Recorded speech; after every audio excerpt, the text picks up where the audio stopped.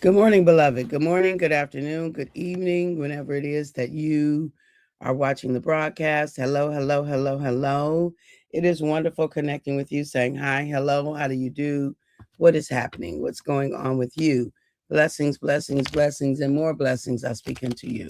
For those who will be live, yes, yes, yes, let's do it. For those who will hashtag and replay it, I love it. For those who will be on and I don't know you on and I might not never know you on, I could appreciate that. And for those who will be used by God at some point down the road to encourage this girl, let's make it do what it do. Let's make it do what it do. Let's make it do what it do. All right, all right, all right. So we're talking about healthy communication. Healthy communication. Coop Coop. Good morning, Coop Coop. Welcome, welcome. Love you right back. We're talking about healthy communication. Yesterday, we said decide that it will be you. Decide that you will be the one who engages in healthy communication. Let it be you. And when we think about this notion of healthy communication, um, you might ask how. Like, what does it look like? Maybe I should have put that first. But hey, Virginia from Virginia. Good morning, my sister. But let's talk about the how, right? We'll talk about the how and we'll fold in there what it looks like. First of all, healthy communication, it really requires our own personal self-awareness.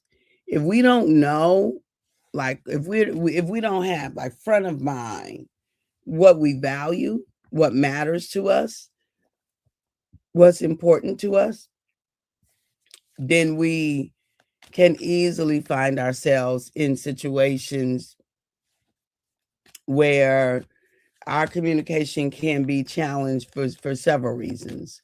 One, because if we don't know what matters to us, like what our top values are, then that might mean that don't have good boundaries, right? That we don't have good boundaries, or it could mean that we are like um, in altercations and things all the time, and emotional altercations, because so it can be anything in between, but I'm going to give you the kind of the bookends. We either allow people to do whatever in our life. We don't have good boundaries, we don't have a solid no. Or we could be the extreme opposite, where people are often crossing boundaries that they don't know exist. And so you are often at odds with people who are not honoring what it is that you value. But if you don't know that yourself, then you can't really hold other people accountable. You can't really communicate to other people what it is that you desire for yourself. Okay, that's one thing. The other thing is, what's the other thing I was going to say? Knowing it, um, and then from the awareness, it is knowing how to communicate it, right? How to be able to say what it is that you need, want, or require, right? So, healthy communication starts with self awareness, and then it is the ability to communicate, the ability to say, the ability to exchange information about whatever it is, right, that you are attempting to share. Um, and and so there are lots of ways to do it. But one of the tools and strategies that I found to be very, very powerful is a pause. A pause. Absolutely. So, what am I saying here? If you're in a situation and you have a strong emotional reaction and you engage right at that spot, you are probably going to react as opposed to respond. Something happens, right? Something happens, and immediately you're in action, right? something happens, you're triggered, and immediately you're in action. That action right there, unless it's a true fight or flight, like you're really in danger, you really need to act, that action right there is a reaction. And reactions only really benefit us when we need the reaction, right?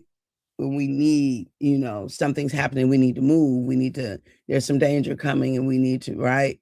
And our body, our mind, our being, that's built into our DNA, survival. So we generally don't even have time to think about that like that. That's just, natural reaction. But I'm not talking about that. I am talking about where there is no real danger. Hey, Ray Price, thank you for your prayers. I'm talking about where there is no real danger, there's perceived danger. Do you see?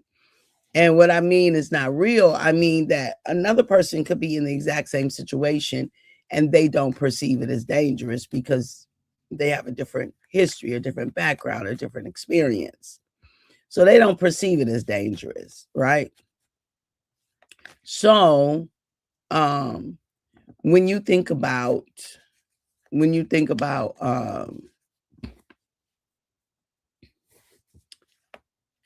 hey Kristen, good morning, my sister. I love you right back. I hope your ankle is feeling better.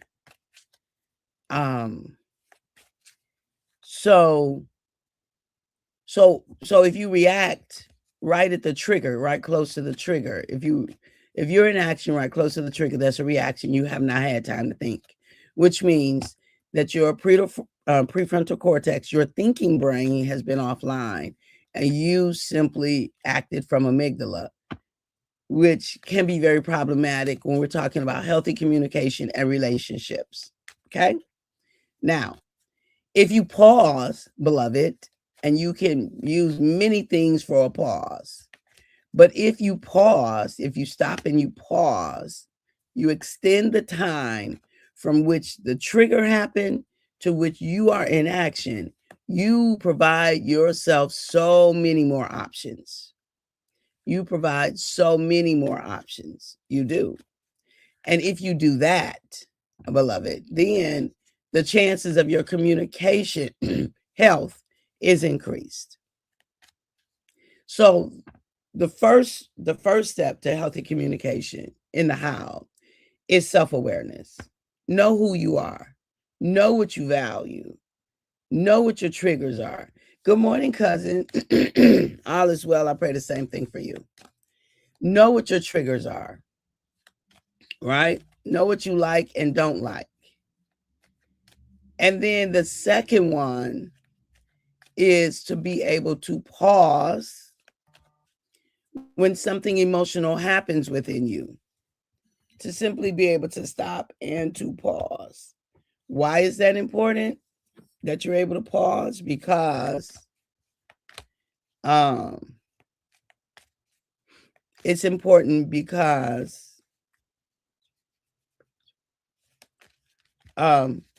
if you're reacting, you increase the likelihood of having an unhealthy communication experience, right? An unhealthy communication experience. So we want to make sure that we pause so that we can actually choose how we want to show up and not be triggered into a response. Okay. So we can choose how we want to show up and not be triggered into a response. We don't want to be triggered into a response. We want our response to be life-giving. And in order to have a life-giving, and when I say life-giving, I don't mean nice. Sometimes it'll be nice. I prefer that it's always kind. Sometimes it'll be nice, but I prefer that it is always kind.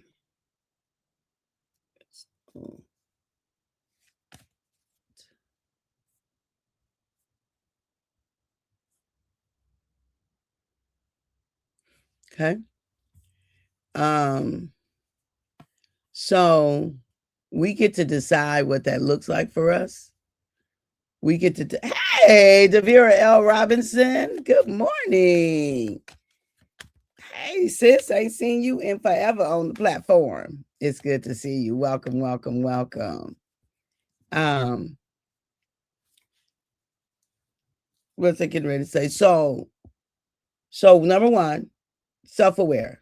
Know who you are. Know who you are. Know what your triggers are.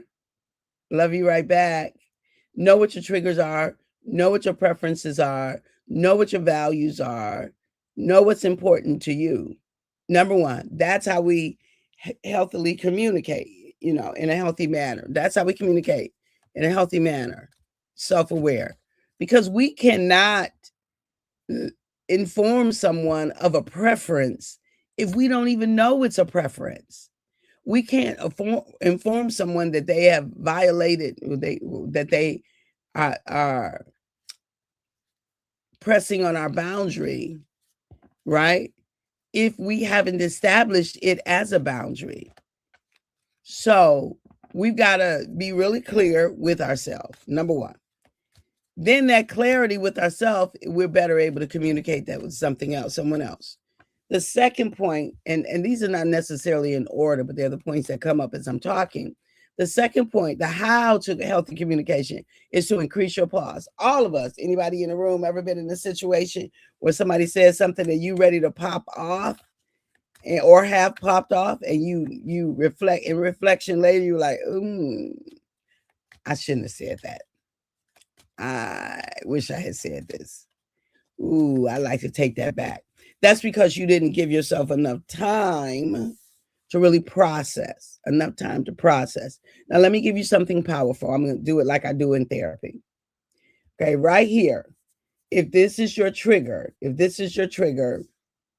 something happened, it happened right here. If you are in action right here, this is a reaction. This is not a response. This is a reaction. Now, if you increase it, something happens right here, and your action occurs out here. This is a response, right? So right here, this reaction is all amygdala. This all feeling, very little thinking. Out here, this is the amygdala has been brought down, right? And or calmed down is a better word. And you have allowed your thinking brain time to come back online. How do you do that? Pause. You can count to whatever number. You can take deep breaths. You can walk away. You can sing a song. You can you can like, give me a moment. You can do lots of things, but you have to decide what works best for you. I typically just pause for a minute and go inward. I probably naturally take a deep breath, and then I just go inward and I talk to myself. And in the moment, when engaging others, they may not know what's happening. And I'm okay with that, because if I need a moment, I'm going to take that moment other than react. The action that occurs right here is the action equivalent to road rage. All amygdala, very little thought here, out of control. Oh, look at you. There's power in the pause. Yes, there is. There's power in the pause. And so we want to take our moment and we want to pause so that we can choose. We can be very powerful in our choice. We can choose we can choose the action that we want to take, as opposed to the action being chosen for us. Right? So we're talking about healthy communication. Oh, let me put one in the very front. Before the self-awareness, well, self-awareness we got to have anyway, but you've got to decide that you want your communication to be healthy. You got to just decide it. Make the decision. I want to be a person who has healthy communication. That's a non-negotiable for me. I will not be, what comes out of my mouth matters. I understand that our we sow seeds with our mouth, and I'm just not willing to sow seeds of discord, seeds of harm, seeds of hate, of bitterness, seeds of, I'm just not willing to do that.